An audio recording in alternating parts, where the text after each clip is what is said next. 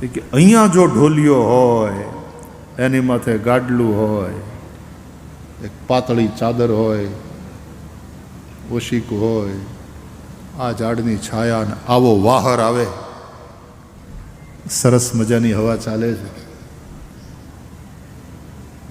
આટલું ખાલી એણે વિચાર્યું, આટલી ઈચ્છા કરી અને ઢોલિયો તરતો તરતો આવ્યો. કલ્પ વૃક્ષ નીચે કોઈ નર બેઠો ને છતાં તૃષ્ણા ન એની છિપાણી. તો નહીં કલ્પ એ નક્કી બાવળિયો, તો એ કલ્પ વૃક્ષ નહીં હોય, બાવળિયો હોવો જોઈએ. આને ભ્રાંતિ થઈ. બાવળિયાને એણે કલ્પ વૃક્ષ માની લીધું અને કાં તો ઓલાની ભાગ્યરેખા ભેળાણી. એક માણસ જંગલમાં ભૂલો પડ્યો, ભૂખ્યો તરસ્યો, એકદમ થાકેલો, બપોરી ટાણું, ભૂખ પણ લાગેલી, થાકીને એક ઝાડવાની નીચે બેહી ગયો. હવે એને ખબર નહીં કે જે ઝાડની નીચે પોતે બેઠો છે એ કલ્પવૃક્ષ છે, એને ખબર નહીં. એ થાક્યો પાક્યો પરો ખાવા બેઠો, બપોરી ટાણું, ભૂખ્યો તરસ્યો, પરસેવો લૂછ્યો પન્યાથી. એ પન્યું આપણું, પન્યાથી પરવેહો લુહી, પરવેહો કાઠિયાવાડમાં શબ્દો આવે ને તો એ કાઠિયાવાડી પોશાક પહેરી લે, કડિયો ને ચોણો. એમ ભણેલા માણસનો જે પરસેવો એ આપણે ગામડામાં પરવેહો. સંસ્કૃતના પંડિતોનું જે ઉત્તરીય એ ગામડાના માણસોને પન્યું. તો પન્યાથી પરવેહો લૂછી અને બેઠો બેઠો વિચાર કરે કે અરે ભૂખ લાગી છે, ઘેર હોત ને તો જમવા ટાણા જમવા ભેગા થયા હોત, અહીંયા ભૂખ લાગી, અટાણે જો ખાવાનું મળે ને. ખાલી આટલું વિચાર્યું ત્યાં તો એક થાળ આમ હવામાં તરતો તરતો આવ્યો. એ થાળ હજી આમ લેન્ડિંગ કરે એ પહેલાં તો એક બાજોઠ આવીને પહેલાં ગોઠવાઈ ગયો આસન તરીકે. પછી બાજોઠ જાણે કહેતો હોય થાળને, પધારો પધારો પધારો. એમ પછી થાળ અવતરિત થયો બાજોઠ ઉપર. મોટો થાળ, એમાં આજુબાજુ વાટકાની લાઈન. તો એમાં આને જે ભોજન ભાવતા હતા ને એ બધા શ્રીખંડ, પૂરી, મગની છૂટી દાળ, ઊંધિયું, કઢી, બટેટાવડા, ચટણી, પાપડ અને એક મોટા લોટામાં છાશ. અને નવાઈ બહુ લાગી કે મારું આ ક્યાંથી આવ્યું? અહીં તો એવું કાંઈ રેસ્ટોરન્ટ છે નહીં, એવું કાંઈ ધાબુ નથી, આપણે કાંઈ ઓર્ડર આપ્યો નથી. અને આ આવ્યું ક્યાંથી? જ્યાંથી આવ્યું હોય ત્યાંથી. અટાણે ભૂખ લાગી છે અને સામે ભાવતા ભોજન છે. તરત એણે હરિહર કરવાનું ચાલુ કર્યું, ખૂબ પ્રેમથી ભોજન કર્યું, જરાય ખૂટે એમ નહોતું.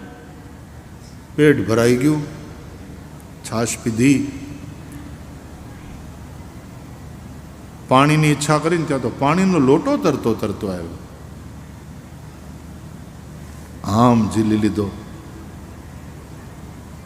જે મકર સંક્રાંતિમાં અમદાવાદના જુવાનિયાઓ કોકનો કપાયેલો પતંગ પકડે ને લૂંટે, એમ પાણીનો લોટો લઈ હાથ મોઢું ધોઈ પાણીનું આચમન કર્યું, ઓડકાર ખાધો.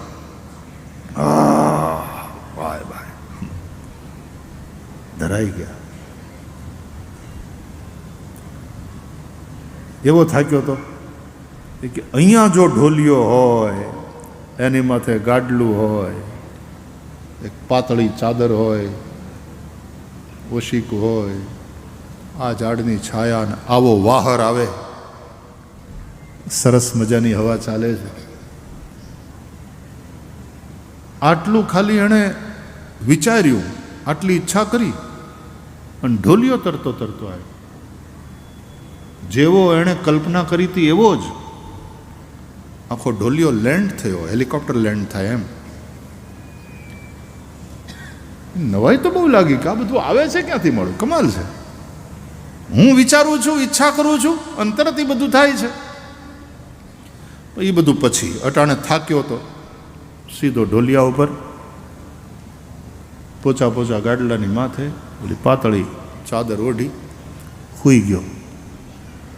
પેટ ભરાયેલું હતું, પોતે થાકેલો હતો.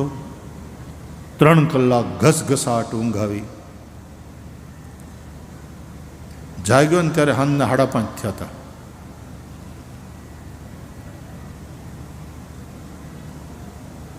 પછી રોજની આદત ચાનું ટાણું.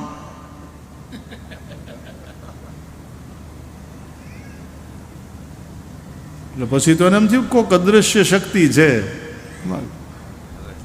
તાણે વળી આમ એ પાણી લાવજો, જેમ ઘરે બોલ ચા લાવજો. ત્યાં વળી પાછો પાણીનો લોટો તરતો તરતો આવ્યો. ચા કપ રકબીમાં આવી. કમાલ છે, આ સગવડ બહુ જબરી છે અહીંયા. પાણી પીધું, ચા પીધી. હાંજનું ટાણું થયું. હવે બેઠો બેઠો વિચાર કરે કે આ મળું, જે ઈચ્છા કરું છું એ બધું મળે છે ને આ બધું પ્રગટ ક્યાંથી થાય છે. આમ ઊંચું જોયું ઝાડવા ઉપર અને પછી ન આવવો જોઈએ એવો એક વિચાર આવ્યો એને કે એલા આમાં ભૂત તો નથી ને, આ ઝાડમાં આ બધું આવે ક્યાંથી. એ આટલો ખાલી વિચાર કર્યો ત્યાં ભૂતડા નાચવા માંડ્યા એની સામે. આ તો કલ્પવૃક્ષ હતું, જે કલ્પના કરે એ મુજબ થાય. ભૂતડા નાચવા માંડ્યા. એ ભૂતડા નાચતા માંડ્યા એટલે ત્યાંથી ભાગી ગયો તો વાંધો નહોતો, પણ પાછો ત્યાં ખાટલા ઉપર બેઠો બેઠો કે ઓય બાપા સાચું નીકળ્યું, ભૂતડા જ છે. મેં ભૂતડાને ઘેર ભોજન કર્યું અને આ ભૂતડા હવે મને છોડે નહીં, મારી નાખશે. મરી ગયા. એ મરી ગયા એટલું બોલ્યો, મરી ગયો. કારણ કે કલ્પવૃક્ષ હતું ને, એમાં તો જે તમે કલ્પના કરો એ મુજબ થાય. એટલે કલ્પવૃક્ષની પાસે હંમેશા સાચો અને શિવ સંકલ્પ કરવો, કલ્યાણકારી સંકલ્પ. તન્મય મનઃ શિવ સંકલ્પમસ્તુ. શિવ સૂક્ત છે વેદોમાં. જજાગ્રતો દૂરમુદૈતિ દૈવં તદુ સુપ્તસ્ય તથૈવૈતિ દૂરંગમં જ્યોતિખાન જ્યોતિરેકં તન્મે મનઃ શિવ સંકલ્પમસ્તુ. બધાય મંત્રોની વચ્ચે છેલ્લે આવે તન્મે મનઃ શિવ સંકલ્પમસ્તુ. સુખારથિરશ્વાનિવ જન્મનુખ્યાન્ને નીયતે ભીષુ બિર્વાજિન ઇવ રત્પ્રતિષ્ઠં જતજિરંજવિષ્ઠં તન્મે મનઃ શિવ સંકલ્પમસ્તુ. આ શિવ સંકલ્પ સૂક્તના બધા મંત્રોની અંતે તન્મે મનઃ શિવ સંકલ્પમસ્તુ. એવું એ મારું મન શિવ સંકલ્પથી યુક્ત થાવ, શિવ સંકલ્પ વાળું થાવ. કલ્યાણકારી સંકલ્પ. સંકલ્પ હારા કરજો, ઈચ્છાઓ પારમાર્થિક રાખજો. તો ઠાકોરજી જ કલ્પવૃક્ષ જેવા છે. આ ભાગવતે કલ્પવૃક્ષ છે. આંબો અખંડ ભુવનથી ઉતર્યો એ આપણું જે ધોળપદ છે,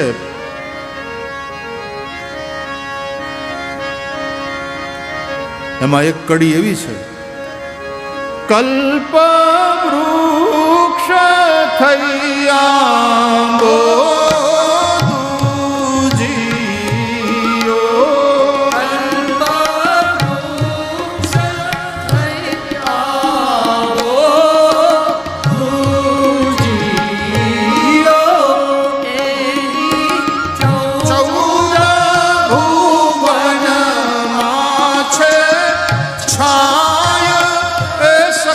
રે આંબોરો પીયો એની ચૌદ ભુવનમાં છે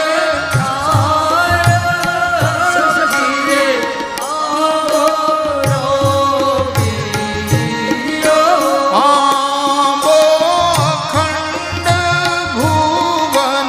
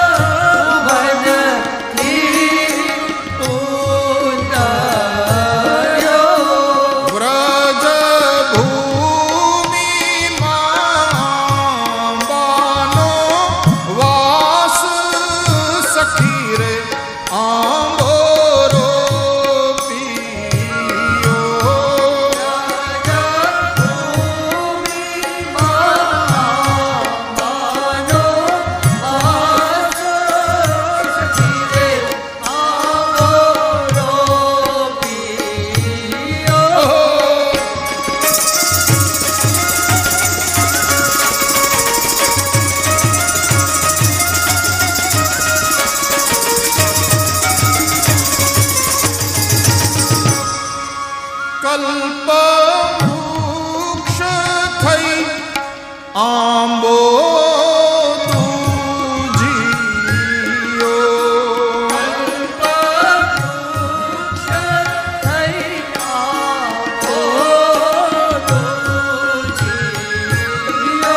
મારા બાપ કલિકાલમાં તો આ ભાગવત ભગવાન છે એ જ આપણું કલ્પવૃક્ષ છે. તુલસીદાસજી રામ કથાની વાત કરે છે તો કહે છે રામ કથા કલિકામત ગાઈ. રામ કથા એ કળિયુગમાં કામધેનું છે. હરિનું ચિંતન એ જ ચિંતામણી છે. કથા કામત ગાય, કામધેનું ગાય છે. શ્રીમદ ભાગવત એ કલ્પવૃક્ષ છે. તમને જે જોઈતું હશે તે શ્રીમદ ભાગવતનો આશ્રય કરવાથી પ્રાપ્ત થશે. ભુક્તિ જોઈતી હોય તો ભુક્તિ, ભુક્તિ એટલે સંસારના બધા સુખો. મુક્તિ જોઈતી હોય તો મુક્તિ, અને ભક્તિની ઈચ્છા હોય તો ભક્તિ. ભાગવતમાં છેલ્લે ભક્તિ જ માગવામાં આવી. ભવે ભવે યથા ભક્તિ પાદયોસ્તવ જાયતે તથા કુરુષ્વ દેવેશ નાથસ્વન્નો યતઃ પ્રભો. ભવે ભવે યથા ભક્તિ પાદયોસ્તવ જાયતે. હે નાથ, જન્મ જન્મ આપના ચરણારવિંદમાં અમને ભક્તિ થાય. જન્મ જન્મ રતિ રામ પદ યહ બરદાન ન આન. ભુક્તિ મુક્તિ ભક્તિ જેને જે જોઈતું હશે તે આ ભાગવત રૂપી કલ્પવૃક્ષના કૃપાથી પ્રાપ્ત થશે. ભાગવતનો આશ્રય કરો. શૌનક મહારાજે પ્રશ્ન કર્યા અને એ પ્રશ્નના ઉત્તરમાં સુત મહારાજે ભગવાનની મંગલમયી કથા સંભળાવી છે. સુખદેવજી મહારાજ જ્યારે રાજા પરીક્ષિતને ગંગાના કાંઠે ભાગવતની કથા સંભળાવવાની તૈયારી કરે છે ત્યારે આકાશમાંથી, સ્વર્ગમાંથી ઇન્દ્રના નેતૃત્વમાં દેવતાઓ ત્યાં આવ્યા. લખ્યું છે સ્વકાર્ય કુશલાહ સુરાહ.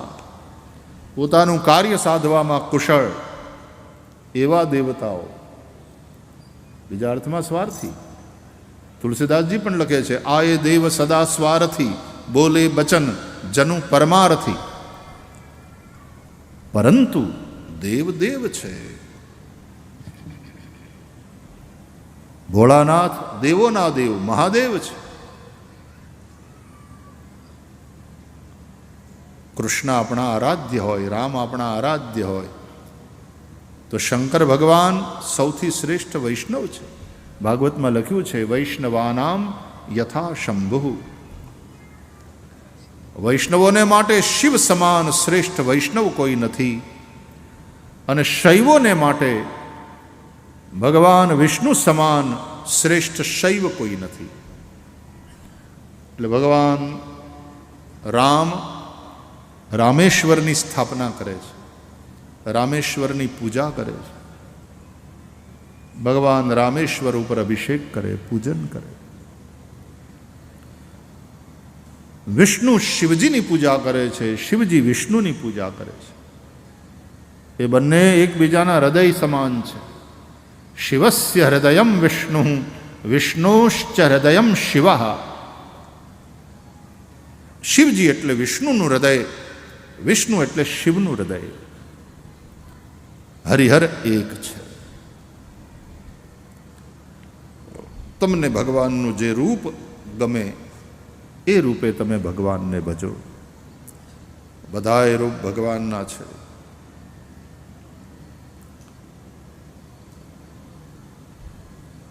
દેવતાઓ આવ્યા.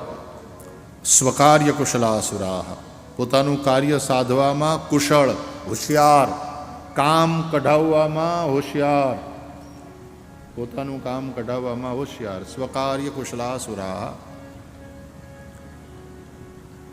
આવીને વ્યાસપીઠ ઉપર સુખદેવજી બેઠા હતા, ત્યાં પ્રણામ કર્યા. શુકમ નત્વા, દેવતાઓ પણ વ્યાસપીઠને વંદન કરે. એ દેવતાઓનો વ્યાસપીઠ પ્રત્યેનો આદર છે. સુખદેવને વંદન કર્યા, કારણ કે દેવતાઓ છે, સજ્જન છે, અને સજ્જન માણસનું એક શીલ હોય, એનું બોલવાનું, ચાલવાનું, એનો વ્યવહાર એ સજ્જનને શોભે એવો હોય. સજ્જનને શોભે એવો વ્યવહાર સજ્જને કરવો જોઈએ, તો સંતોને શોભે એવો વ્યવહાર સંતો પાસેથી અપેક્ષિત હોય. એટલા માટે તો ભગવદ્ ગીતાના બીજા અધ્યાયમાં અંતે અર્જુનજીએ સ્થિતપ્રજ્ઞના લક્ષણ પૂછ્યા. સ્થિતપ્રજ્ઞસ્ય કા ભાષા, સમાધિસ્થસ્ય કેશવ, સ્થિતધીઃ કિમ પ્રભાષેત, કિમાસીત વ્રજેત કિમ. હે ભગવાન, આ સ્થિત પ્રજ્ઞ, આવા જ્ઞાની પુરુષો, આવા પ્રજ્ઞા પુરુષો, એની વાણી કેવી હોય? સ્થિત પ્રજ્ઞસ્ય કા ભાષા, આવો જે સ્થિત પ્રજ્ઞ છે, આવો જે સમાધિસ્થ અનુભવી પુરુષ છે, સ્થિતધિ કિમ પ્રભાષેત, એ કેવી રીતે બોલે? એની વાણી કેવી હોય? એની બોલચાલ કેવી? કિમાસીત, કેવી રીતે બેહે, એ કેવી રીતે ચાલે, મતલબ એનો વ્યવહાર કેવો હોય? કારણ કે આવા બધા જે સંત મહાપુરુષો હોય, એ જે રીતે બોલે છે, જે રીતે બેસે છે, એ જે ખાય છે, એ જે રીતનું વર્તન કરે છે, બીજા લોકો એની પાસેથી શીખે. સ યત પ્રમાણમ કુરુતે લોકસ તદનુ વર્તતે. એટલે આખી આ વાત પૂછી અર્જુનજીએ, અને ભગવાન શ્રી કૃષ્ણે સ્થિત પ્રજ્ઞના લક્ષણ ભગવદ્ ગીતાના બીજા અધ્યાયના અંતે બતાવ્યા છે. વાંચજો વાલા, તમને જેવું આવડે એવું. ગુજરાતીમાં એ ગીતા મળે છે, રોજ એક અધ્યાય ઘણા વાંચે છે, ઘણા રામાયણનું પઠન કરે છે રોજ. પોતાના સદગુરુ પાસેથી મળેલો મંત્ર એ 3 માળા રોજ નિયમપૂર્વક જપે છે. અને સાધુ સંતો હોય, એનું તો ભજન જ તે, એનું તો જીવન જ ભજન માટે છે અને સેવા માટે છે. આપણી જગ્યામાં રામ ને રોટી મળે અને રામનું ભજન. સંત દેવીદાસ કેવી સેવા કરી એમણે, કોઢિયાઓની સેવા, પોતાનું ભજન. અને ત્યારે અમરમાં એનાથી પ્રભાવિત અને પ્રકાશિત થાય ને.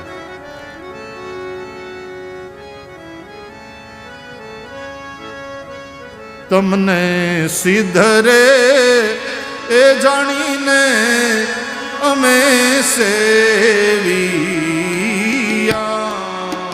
તમને સિદ્ધ રે જાણીને અમે સેવિયા.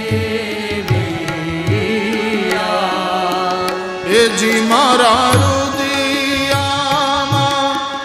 દિવસ અને રાત